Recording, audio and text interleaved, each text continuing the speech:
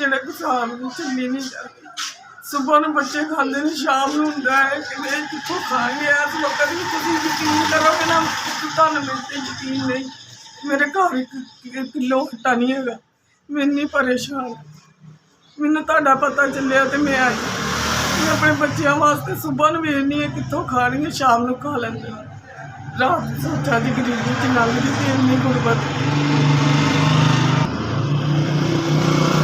ਛੋਟੇ ਛੋਟੇ ਬੱਚੇ ਜ਼ਕਾਤ ਦੀ ਹੱਕਦਾਰ ਆ।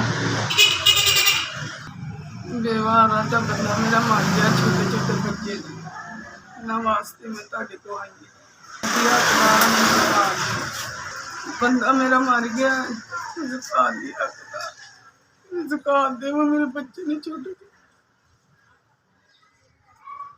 4000 रुपया ਤੁਸੀਂ ਮੈਨੂੰ ਦਿੱਤਾ। ਅੱਲਾ ਤੁਹਾਨੂੰ ਜ਼ਿੰਦਗੀ ਤੰਦਰੁਸਤੀ ਦੇਵੇ, ਅੱਲਾ ਤੁਹਾਨੂੰ ਸਲਾਮਤ ਰੱਖੇ, ਅੱਲਾ ਤੁਹਾਨੂੰ ਸਿਹਤ ਦੇਵੇ, ਅੱਲਾ ਖੁਸ਼ਹਾਲ ਰੱਖੇ ਤੁਹਾਨੂੰ। ਮੈਂ ਤੁਹਾਡੀ ਬੜੀ ਸ਼ੁਕਰਗੁਜ਼ਾਰ ਹਾਂ। ਤੁਸੀਂ ਮੇਰੀ ਗਰੀਬਣੀ ਦੀ ਮਦਦ ਕੀਤੀ। ਅੱਲਾ ਤੁਹਾਨੂੰ ਜ਼ਿੰਦਗੀ ਤੰਦਰੁਸਤੀ ਦੇਵੇ।